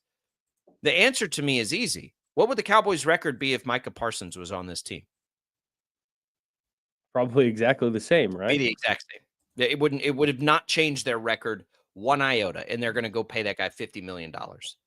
So Green Bay goes and pays Micah Parsons $50 million. Do you have $50 million worth of an impact on that game last night? And 1 tackle. No. Now, players like him make the truly good defenses elite, right? They're game wreckers. But you've got to be a part of something to be truly impactful. And he's had a nice year, right? He's had a really nice year, to be fair. They're 5-3-1. They might be in the most difficult division in football. Are the Packers a contender? I would tell you no. They're not a contender.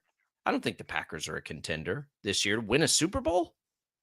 I don't think they are. I mean, I think they have the pieces, if healthy, to maybe do that. Maybe.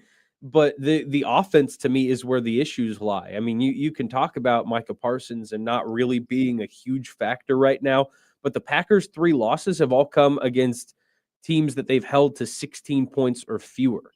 So the defense hasn't really been the problem in their losses. It's been the offense. And Jordan Love did nothing last night to inspire any form of confidence in me. I mean, the only offensive success that happened for the Packers last night was from Josh Jacobs and just using him as a battering ram in the 4th quarter and pushing him across the goal line. There was nothing else the offense could do, and the beat-up wide receivers that the Packers have right now couldn't catch a ball to save their life anyway, because on the few great throws that Jordan Love made, they hit them right in the hands or right in the chest, and they'd end up as drops, and you're not doing yourself any favors. So the Packers have issues offensively that need to be addressed now after they addressed the defense by bringing in Micah Parsons, right? It's like the old cartoon where you got a leak in the wall and you put your finger in it to stop the leak, and so it leaks out of a different hole somewhere else. That's the issue that the Packers are dealing with right now, and until they find themselves some duct tape or something, they're not going to really. They're not. I mean, they're not good enough. That trade they made, that's a trade, like Buffalo needs to make, or Baltimore needs to make, or a team that you do feel like is going to go win a Super Bowl. But who knows? It's a long season. We're just halfway through, more or less. There's a long way to go. Let's talk Chiefs. We all think the Chiefs are Super Bowl contenders. How could they not be? They are every year. That Patrick Mahomes has been the quarterback. Yesterday, Andy Reid doesn't give us a lot. And he never does in his Monday availabilities.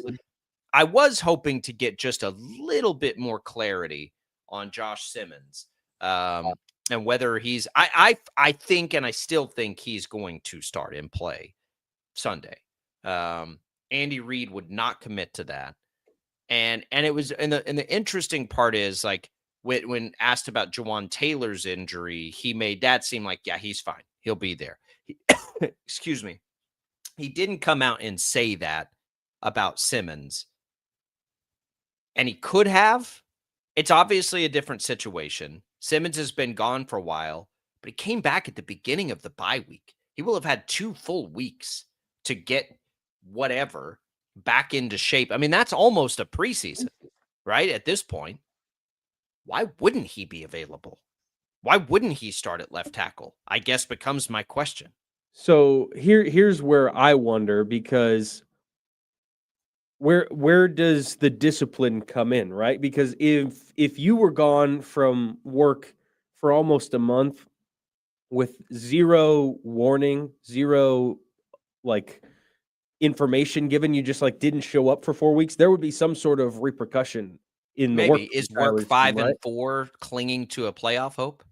That's true, but that's where I wonder for Andy Reid and Brett Veach, do they do the old high school like, hey, you missed practice, so you can't start on Friday night, but you'll play after you'll come in on the second drive snap. or two. Yeah, like you missed the first half of the first quarter or whatever, the first drive of the game, and then coach decides, okay, we really need that offensive line help here, trying to make our playoff push. And so I wonder if we see something like that where it's kind of a slap on the wrist, like, hey, don't do that again, and we're going to play you, but we're going to play you off the bench. I don't know.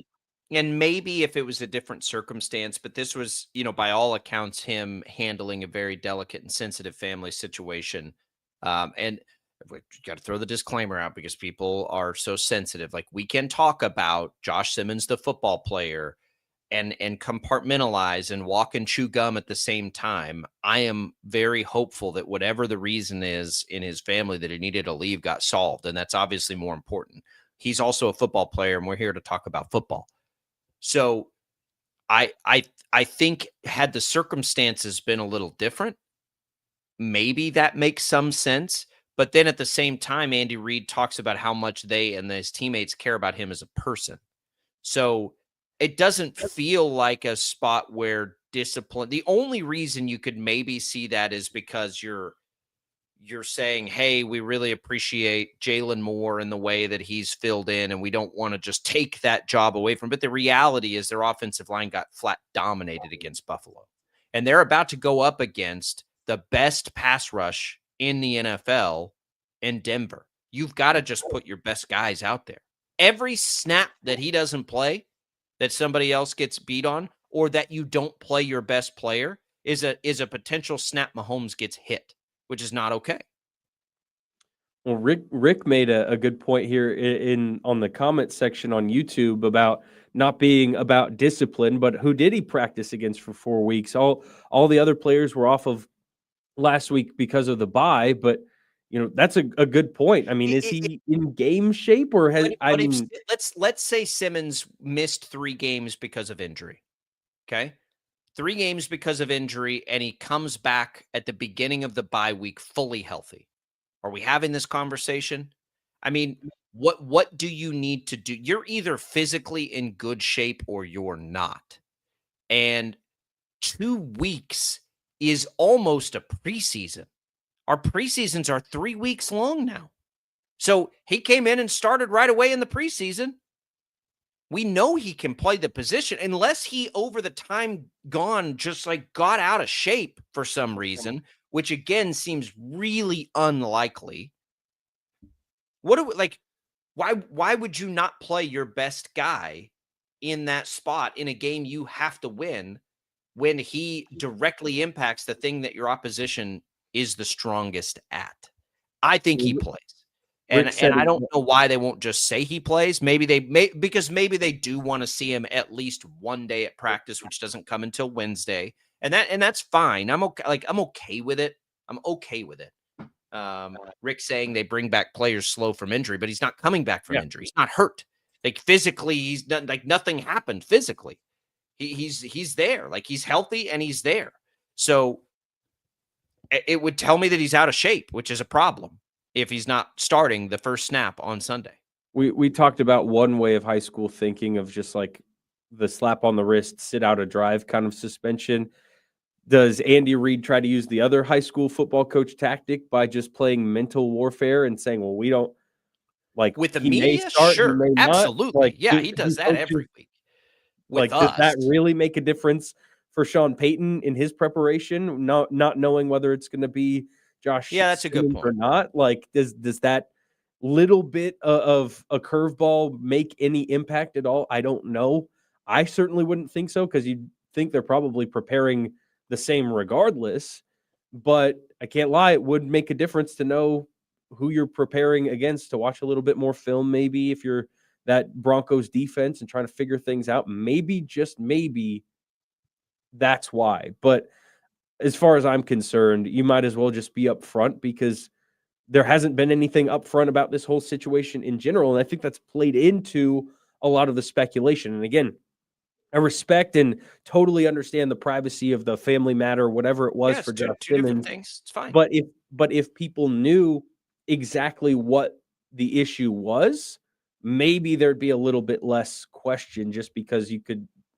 Well, say, I just "Hey, want to it know. was this, I just want to that." know if he's in shape. If he's not playing, to me, that means he's not physically ready to play. And Rick's trying to. I think Rick's not understanding what I'm saying about the injuries. What I'm saying about the injuries is when the Chiefs need guys, Xavier Worthy came back sooner than he thought he would. How many times has Patrick Mahomes come back sooner than we thought he would? Trey Smith and Jawan Taylor both had injuries this year where they were back in the game. They don't always bring back injured players slowly. That's not true at all. They haven't done that this year. They brought Xavier Worthy. We thought Xavier Worthy might be done for the year, and all of a sudden he was back. So they don't always bring guys back slowly. They may be careful with guys on injury, but he's not injured. Like, there was no physical component to this. So I will be very surprised if he is not starting snap one on Sunday. We've never had any indication other than Andy Reid saying Brett Veach is handling it, that there could be any ill will at all. And I think now, looking back, all he meant was, I don't know when he's coming back. So Brett Veach is handling that part of it. But yesterday he went out of his way to talk about how much they care about so I don't think there's any animosity, like, at all. And physically, he should be just fine. So we'll see. They need him. Denver, the thing that Denver does is they get after your quarterback, and Kansas City just lost a game because they couldn't protect Mahomes. More coming up on the other side. It's all Brock and Schneider. Stick around.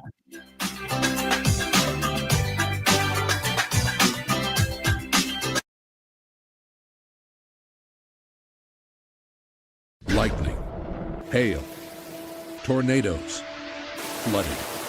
It's the worst of severe weather, and it's coming. Spring brings warmer temperatures, but also dangerous weather conditions. Stay up to date day or night with the Storm Team 12 weather app. You'll get accurate forecasts, so you can plan ahead and stay safe, no matter the weather. Download the Storm Team 12 weather app, brought to you by Stutzman's Greenhouse. The future of television has arrived. Next Gen TV is here with stunning video, movie theater quality sound, enhanced voice clarity, and interactive features, all upgradable for the future. Learn more at watchnextgentv.com.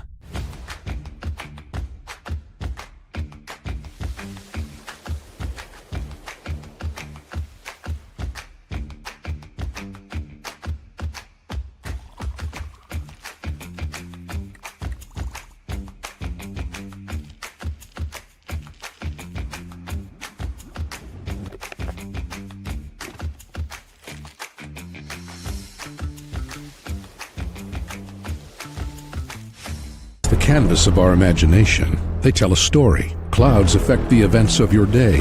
Sometimes they growl, sometimes they inspire, but they're always the messengers of nature's mood, written in the sky. Storm Team 12 understands the language of clouds. We're dedicated to decoding their message, so you know what to expect. Behind every cloud, there is a story waiting to be told. Trust Ross Jansen and Storm Team 12, alerting you first to the impact on your life. We are following a breaking update. Every day, all day, stream the stories that have you talking near and far. Whoever is behind the wheel of this bus is not stopping. From hundreds of local reporters and meteorologists spanning the country. Chaos here this morning at the UW campus. Search LNL for the all-new Local News Live streaming app. Odyssey is one of the most influential audio and entertainment brands in the nation. You already know Odyssey's iconic local radio brands in Wichita. But did you know Odyssey has the country's best collection of music, news, and sports brands? Odyssey is also a premium podcast creator, major event producer, and digital innovator. Odyssey brings people together across the country and right here in Wichita. Odyssey also delivers meaningful radio and digital audio results. Find out our story and impact at odysseyinc.com/Wichita. Make yourself known now. 83-1001 in traffic pursuit. Oh my God, here. Investigate TV Plus begins with real people. We investigate stories that impact you and inspire change every day. Something is broken. Real problems. Why are they hiding it? And real solutions. My daughter was dying in front of me. What was your reaction when he said that? Investigate TV Plus, weekdays at 3:30 p.m. on KWCH. Sometimes people tell us, I don't get it, it's just tea. But let me tell you, we are so much more than just tea. With 20 plus flavors of sweet and unsweet iced tea, the possibilities are endless. Come on in and try them all for free to find your favorite or get us on the go for your busy lifestyle. And don't miss happy hour every day. So the next time someone tells you it's just tea, tell them to come by and find out why we say, drink tea, be happy. Jim Rome here, lighting up your afternoons on The Jim Rome Show. Catch me starting at 2 on Wichita's #1 sports radio, Kansas Fan Headquarters, 97.5 and 1240 KFH.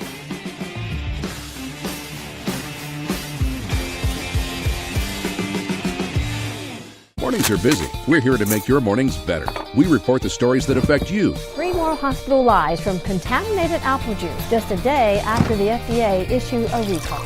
We're here to make your mornings better. Closing east and westbound lanes of K96 for repairs. With 12 News, you're prepared for your whole day. Scattered thunderstorms across the state into the afternoon. Stay a step ahead with 12 News this morning on KWCH and KSCW.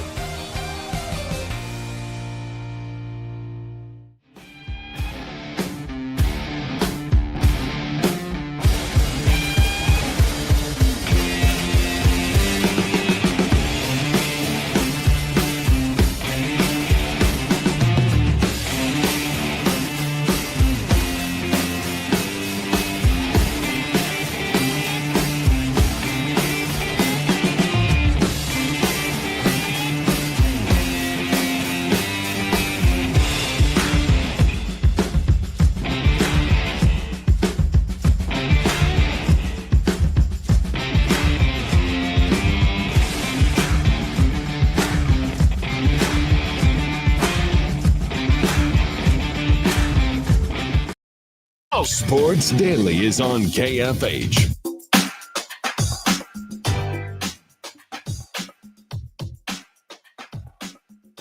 All right, welcome back in, everybody. It is Sports Daily. Jacob Albrock, Jackson Schneider with you here on this Tuesday edition.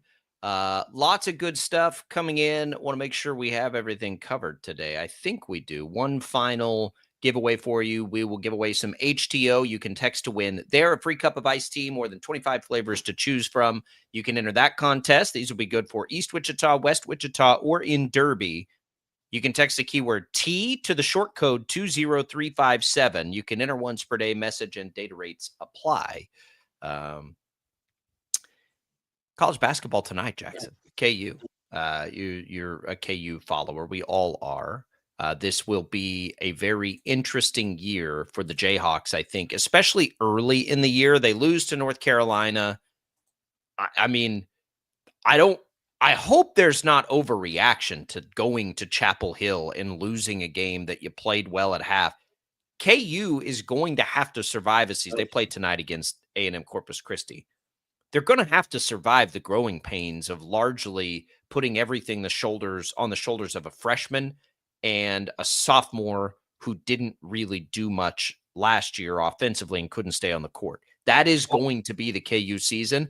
It's going to take a minute. Well, you said that you hope there's not an overreaction. You know better than that. Come on. I have talked to KU people. I have talked to KU people. I think there may be an overreaction. I may, and look, I've been here more than a decade now. And it has been the strangest few years for KU, who has come in the last 2 years before this one as the preseason number 1, because we knew exactly what they were. Nothing changed. But at the same time, we kind of all knew it probably wasn't good enough. But what are you supposed to do? Now this year, it's completely different. We know what we think the ceiling might be, but we have no idea. So going on the road and losing a true road game at Chapel Hill, like, how are we going to overreact to that? I think it's more how they lost, right? I mean, like, KU was in control for the entire first half and was up 8 at halftime going into that. And then you get outscored by 21 in the second half. And while a road loss in the Dean Dome is excusable, certainly, I think it's the fact that you saw 20 minutes of what this team could be and then 20 minutes of the exact opposite of that leaves a sour taste in fans' mouths. But the fact of it is, this team is going to go as far as Darren Peterson can drag them right now. It's about developing the guys around him. I mean, Flory Badunga has been almost a non-factor through 2 games. And again, there's 28, 29 more to go. So there's plenty of time here. But you need more than just Darren Peterson to get where Kansas fans expect this team to get and where Bill Self is capable of taking this team. But you have to get some of those unprovens to start proving themselves. Badunga had 23 in the opener. I mean, which was more offense than I ever expected from him. I don't expect him to be an offensive force this year. I expect him to probably average close to a double-double and be a defensive force. That's what I expect of him. But what I don't understand is, how is anybody's expectation any different than that? You're right. They are going to go as far as Darren Peterson takes them. Darren Peterson is a true freshman who just played his first road college basketball game, and he played it at North Carolina. So if the expectation that people have isn't for there to be a lot of growing pains before Big 12 play begins, then you have the wrong expectations, in my opinion. Like, the expectation right now, and the only thing that matters for KU, is that Peterson learns how to be a college basketball player, right? And do things like go on the road in hostile environments and still be awesome. And that will take a little bit of time, because it just does. And the other thing is, who's going to help him offensively? And it's not going to be Flory Badunga consistently. I don't think. If it is, that's a huge positive development for KU, but it's going to have to be 2 or 3 of these other guys, or a collective effort, but they're also all really young. So I guess my thing is, don't have the wrong expectations for this team before Christmas time, because this is going to happen to them a lot. They're not going to have 1 or 2 losses by the time the Big 12 starts. It's not going to happen. That was never going to happen. But would you take the last couple of years where you knew they'd be good and then they kind of fizzle out? Or would you take this upside? KU fans have been begging for this upside. So you got to let it get there. They're not going to be what the last couple of teams are, which was great November basketball teams, because they're so experienced at the sport.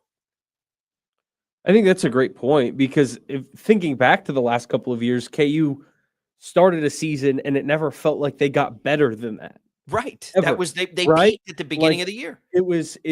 This year. It was a good peak.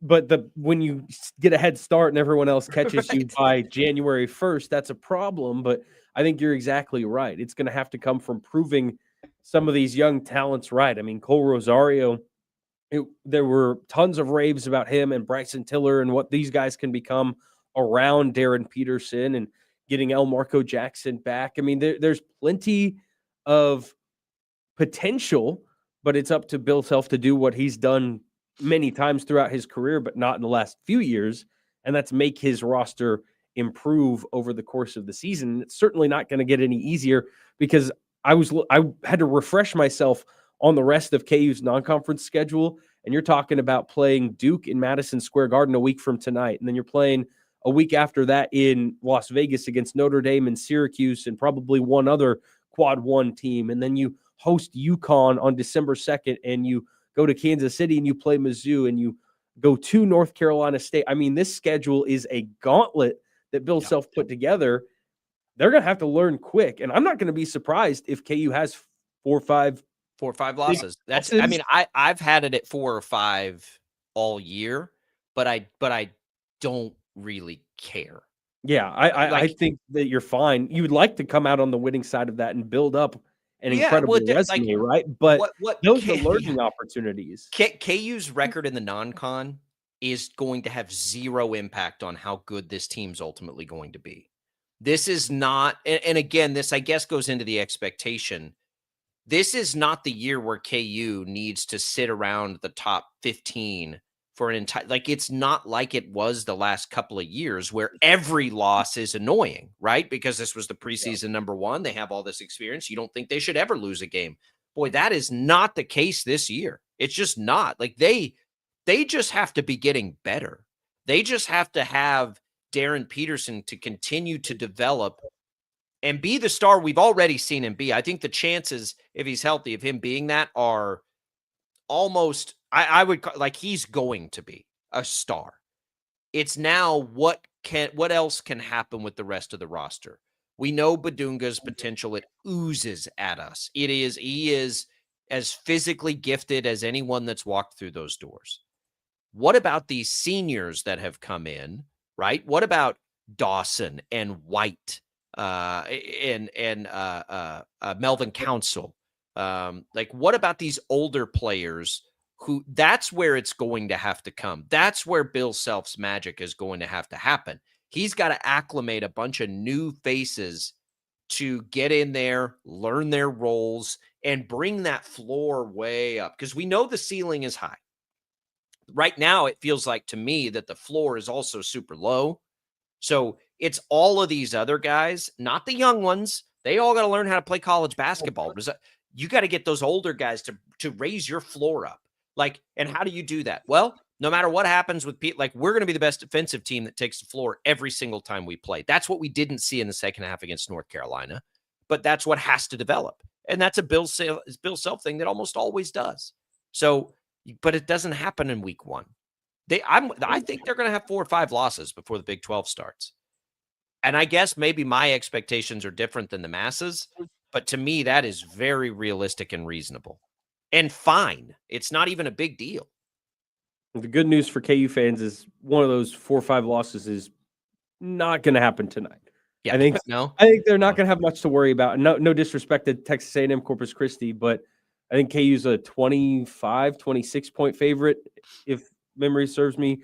Yeah, let's see if I can find. God, Corpus Christi's 262 in KenPom. So yeah, they're going to be down there, and I think KU's going to be flirting with 100 points, and we may be talking about some of these guys that we needed KU to have step up, putting up double-digit scoring efforts tonight. So. And we're going to see a lot of them play, more than likely, good minutes in the second half of this game. So it's an opportunity to just kind of see what you have there in preparation of all those tough games in the next few weeks. I mean, KU gets Princeton on Saturday, too, for another chance to knock some rust off or shape some things out. But then it really gets difficult with that Duke game following that a week from tonight. So you got to make the most of these kind of cupcake opportunities while you have them. Yeah, Princeton's not good either. And I'm literally just going off KenPom here. I think here's what I would say. It has not probably been a fun 4 or 5 days at practice for these guys. And that's all going to be by design. Like, these coaches are going to run these young dudes through the ringer early and often to try to prepare them to get ready for Big 12 play. Because if they're not prepared by the time they get to the Big 12, I don't care how good Darren Peterson is, it's not going to be enough. The Big 12 is fantastic. It's deep. It's experienced, as it always is. It's going to be good. They're going to beat the hell out of you. And if these young guys can't handle that, they're going to have a really hard time. So this is where the magic happens for the coaches, right? Like, get them in there and get them. It wasn't good. You don't like to lose. But in the grand scheme of things, if KU has a really nice year and a tournament run in them, we can probably honestly, if you got an honest answer from the coaches, look back to the second half of North Carolina as a great learning point for this roster. Like, oh, good, you had an 8-point halftime lead. Look what happens when you aren't razor focused every single second of a basketball game. That team you were leading by 8 just wiped the floor with you in the second half. Yeah, Bill Those are Self lessons. That's him never soft. happened to Darren Peterson before. No, but Bill Self, I feel like all of his finest coaching moments have come after he's called a team soft. I mean, he had the Topeka YMCA comment a few years ago. I mean, calling teams soft. He said that after the North Carolina game on Friday. So I would expect a much more focused, sharp KU team tonight. And maybe I'll be watching Dancing with the Stars by halftime. For fans, they are soft right now. Of course they are. They haven't played meaningful college basketball yet. They're going to be soft for a little bit. It's the coach's job now to harden them up a little bit. It's ESPN Plus. At least we can watch it if you have the ESPN YouTube TV issues that we're all facing at the moment. I'll have 5th grade girls basketball practice, but I'll be able to watch probably the first half before I have to go try to harden up the girls and keep them from getting soft on me. Man. No Dancing with the Stars. I had to come talk about that. I know you're a Dancing with the Stars hater, but big one tonight for the Fandies. Here's the thing for me. It's not just that I'm a Dancing with the Stars hater. I don't have I'm not a Dancing with the Stars hater. I am stunned that anybody enjoys the show. I just enjoy the joke of it. Andy Richter is a terrible dancer, but he's a funny comedian, and he's one of the finalists right now. I'd much rather watch him do comedy than dance. There are shows I have less interest in, but not many. Not many. That's fair. That's fair. We'll come back. We got a little more Sports Daily. Don't go away.